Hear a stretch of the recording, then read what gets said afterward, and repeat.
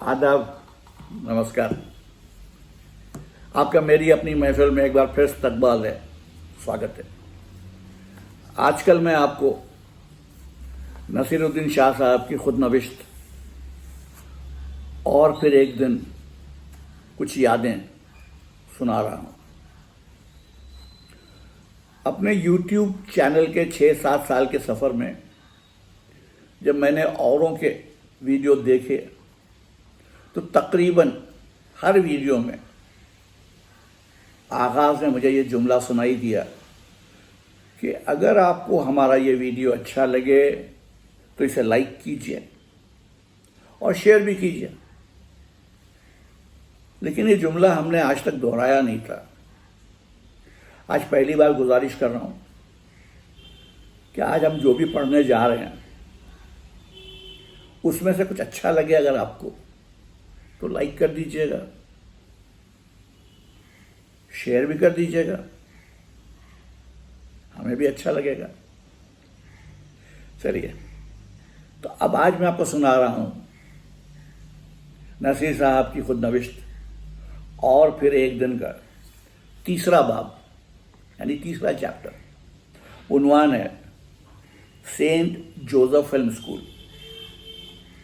1955 खत्म हुआ। इसके साथ sing and Singh, can and sing and can sing, ये सीखने, 2 एकम 2 का रट्टा मारने और दोपहर में मिस ब्रांडिश की टांगें निहारते कैलूला का घंटा बिताने का सिलसिला भी तमाम हुआ। इस एक साल में स्कूल रोज जाने की आदत सी होने लगी, लेकिन किस्मत मुस्कुरा रही थी। तब सरकारी मुलाजिमों के लिए रिटायरमेंट की उम्र 50 साल थी। बाबा की नौकरी का दौर ख़त्म पर था। एक्सटेंशन देकर उनकी कामकाजी ज़िंदगी में 10 साल का इजाफा करके उन्हें अरावली की खुशरौ पहाड़ियों से घिरे राजस्थान के हसीन अजमेर शहर में बसी 12वीं-13वीं सदी के औलिया ख्वाजा मोइनुद्दीन चिश्ती की दरगाह का नाजिम तैनात कर दिया गया। तनख्वाह में बढ़ोतरी भी हुई तो उन्होंने जश्न मनाया। फिलिप्स का एक छोटा 2 बैंड रेडियो खरीदकर और हम तीनों को अगले बरस बोर्डिंग में डालने का फैसला करके मेरा दिल बहुत घबराया। अम्मी से लिपटकर सोने के दिन गए। बोर्डिंग का मतलब लंबे चौड़े रैन बसेरे में तने तन्हा सर्द कांटेदार बिस्तर पर सोना, जूतों पर आप पॉलिश करना और सबसे नामुमकिन काम अपने बाल खुद कंघी करना। डर था कि नहीं झेला जाएगा, लेकिन हुआ ये कि न सिर्फ झेल गया बल्कि उम्दा तरीन तालीम पाई। हालांकि वैसी नहीं जिसकी बाबा उम्मीद लगाए बैठे थे। बच्चों की मरम्मत करने के अलावा उस स्कूल के पादरियों को अगर कोई और शौक था तो खेल कूद में शामिल होना या हफ्ते में 1-2 फिल्में हमारे साथ देखना। बुधवार की शाम फिल्म दिखाई जाती और सिनेमा का शायद कोई हाफिज ही होगा जो फिल्में मुंतखब करता था। उस जमाने की एक आधी अंग्रेजी फिल्म ऐसी होगी जिसे मैं फौरन पहचान नहीं पाता। सारी की सारी स्कूल में देखी हैं या उनके बारे में पता लगाया है। मिकी माउस से लेकर सिटीजन केन तक, एस्थर विलियम्स की तैराकी के कमाल और मारियो लेंजा के अबूझ गाने, ऑन द वाटर फ्रंट एक हफ्ते और जोरो राइड्स अगेन अगले।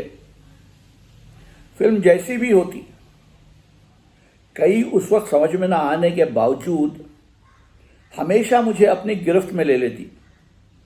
दिनों उसके बारे में सोचता रहता। अपने ही पांव पर लड़खड़ाने वाले नॉर्मन विजडम, या गैर मुतवाज़न हुए जेरी लुइस की नकल उतारने में काफ़ी वक्त गुजारता मैं।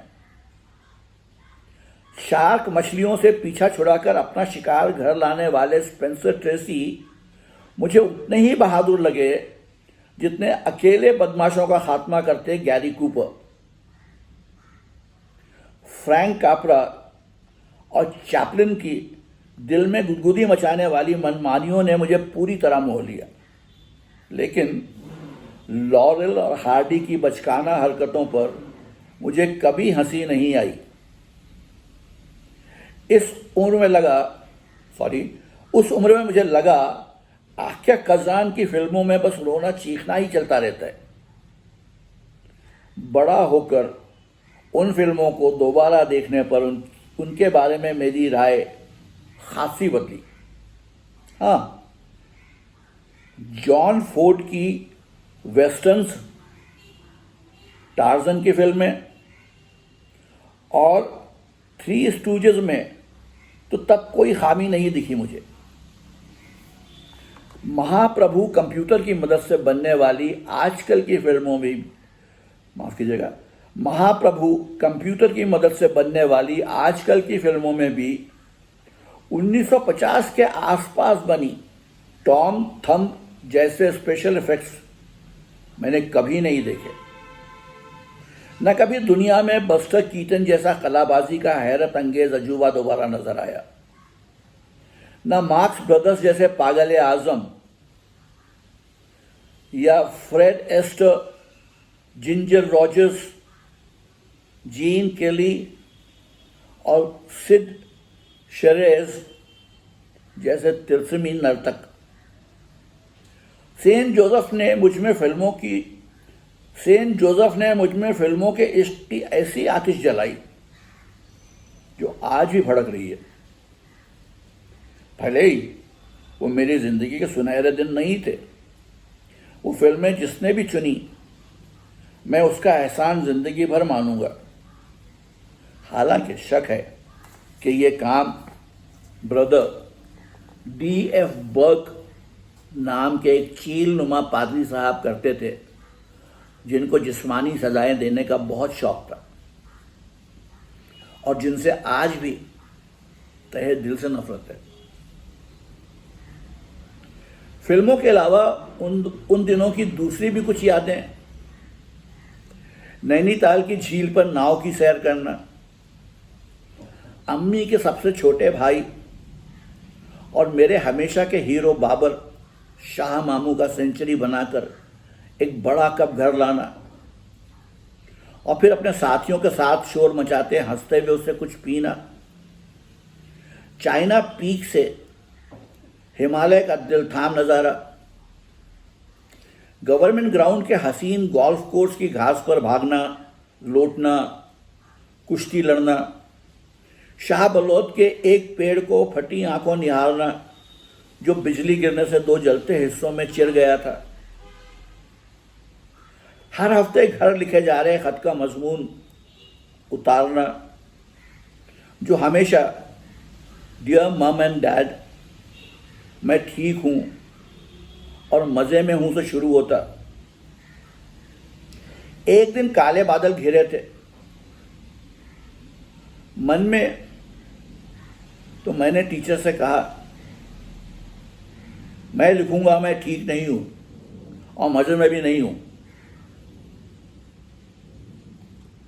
टीचर के समझाने पर आखिरकार मैं ठीक तो हूं पर मजे में नहीं हूं पर समझौता हो गया। स्कूल में हिंदी बोलना मना था, कभी कभी हिंदी के दर्जे में भी। 10 वर्षों में हमने स्कूल में एक ही हिंदुस्तानी फिल्म देखी, स्कूल मास्टर, जो दरअसल शिवाजी गणेशन की हिंदी में डब की हुई तमिल फिल्म थी। 3 घंटे से भी लंबी इस फिल्म की सुस्त रफ्तार कहानी और इशारती अदाकारी को जहरमार करने में 3 घंटे से भी लंबी इस फिल्म की सुस्त रफ्तार कहानी और इशारती अदाकारी को जहरमार करने में हमें पूरी 2 शामें लगीं। फिल्म के निर्माता ने शायद अपने खजाने से स्कूल के गल्ले भर दिए थे, बशर्ते हम सबको उनका ये शाहकार आखिर तक देखने पर मजबूर किया जाए। उसे दिखाने की और कोई वजह हो ही नहीं सकती थी। इंटरवल पर अचंभे की जो हैं हम सबके मुंह से निकली, जबकि हम फिल्म खत्म होने की राह देख रहे थे, उसे निर्माता अगर सुन लेता तो रद्द अमल पाने के लिए इस नाजरीन की भीड़ को दोबारा आजमाने की जुर्रत न करता। लेकिन सेंट जोसेफ और ब्रदर बर्क ने मिलकर मुझे फिल्मों के जिस सफ़र पर रवाना किया, उसमें स्कूल मास्टर बस एक छोटी सी लंगड़ ही थी। मानो सिनेमा दिखाने की इतनी फैयाजी काफ़ी ना हो। हमें कभी कभार शहर के कैपिटल सिनेमा जाने की इजाज़त भी मिल जाती थी। जब कोई दिखानी ही होगी वाली फिल्म लगी होती, टिकट के दाम हमारे जेब खर्च से कट जाते थे। अमूमन बाइबल की कहानियां ही इस दर्जे में आती थीं। The 10 commandments, Ben Hur, king of kings और कुछ सिनेमा स्कोप फिल्में जो स्कूल में नहीं दिखाई जा सकती थी। The bridge on the river क्वाई, Spartacus, witness for the prosecution, सबको मैं लपक लपक का शुक्र मनाते हुए निगलता गया।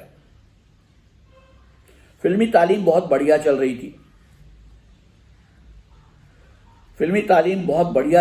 मेरी, जब बहुत बेआबरू होकर सिम से निकलना पड़ा। 9वें दर्जे में फेल हुआ और अजमेर के जिस स्कूल में गया, वहाँ कुछ ऐसे वाक़े हुए जिनसे मेरी ज़िंदगी को दिशा मिली, पर वो किस्सा ज़रा बाद में। मेरे जहन को निखारने और अच्छा शहरी बनाने के लिए बाबा सेंट जोसेफ में अपना पैसा लगाए जा रहे थे, पर मुझे फिल्म देखना दूसरे किसी अमल से ज़्यादा रास आता था। फिल्म ना देख रहा होता तो फिल्म में होने का दम भरता रहता। उन दिनों यह कहाँ मालूम था कि शेखी बघाड़ने के अलावा और भी कुछ है अदाकारी में। और चूँकि तब मैं अपनी नाकाबिल ज़िक्र, बेकशिश, बेअक़ल अदावाती शबी से इतना मायूस था कि कोई दूसरा शख्स बन जाने का एहसास बड़ा तसल्ली बख्श होता। जाहिर है किसी और को इसकी भनक भी नहीं पड़ी। ये सब दम भरना खुद अपने तई ही करता रहा और रोग फलता फूलता गया। बरसों इस गुत्थी को सुलझाने की कोशिश करता रहा हूँ कि क्या जिंदगी ना झेल पाने का एहसास ही लोगों को अदाकार बनाता है। ये सवाल मेरे जहन में आज भी अनसुलझा है। लेकिन जब कई ऐसे काबिल अदाकार जिनको मैं करीब से जानता हूँ उनके बारे में सोचता हूँ तो लगभग हर एक इसी सांचे में ढला हुआ मालूम होता है। हर वक्त कोई और होने की चाह नॉर्मल बात है क्या? हर वक्त कोई और होने की चाह नॉर्मल बात है क्या? ऐसी ख्वाहिश क्या उन्हीं लोगों में जागती है जिन्होंने मेरी तरह इब्तिदा में खुद एतमादी की कमी सही और जो बाकी ज़िंदगी स्वांग के पीछे छुपकर मुकम्मल होना चाहते हैं। बाबा के जो सपने थे मेरे लिए उनकी लालमी में जैसे जैसे चूर होते गए, वैसे वैसे मैं अपने मस्तूर ख्वाबों की तरफ बढ़ता गया। एक परेशानी ज़रूर थी, किसी और को नहीं लगता था कि मुझ में कोई भी काबिलियत है। और अदाकारी की तो बिल्कुल ही नहीं।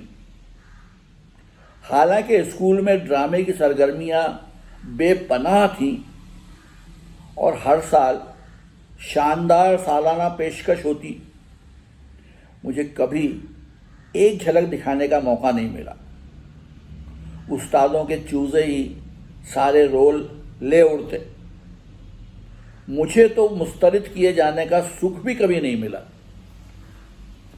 मुस्तरद यानी रिजेक्ट। मुझे तो मुस्तरद किए जाने का सुख भी कभी नहीं मिला।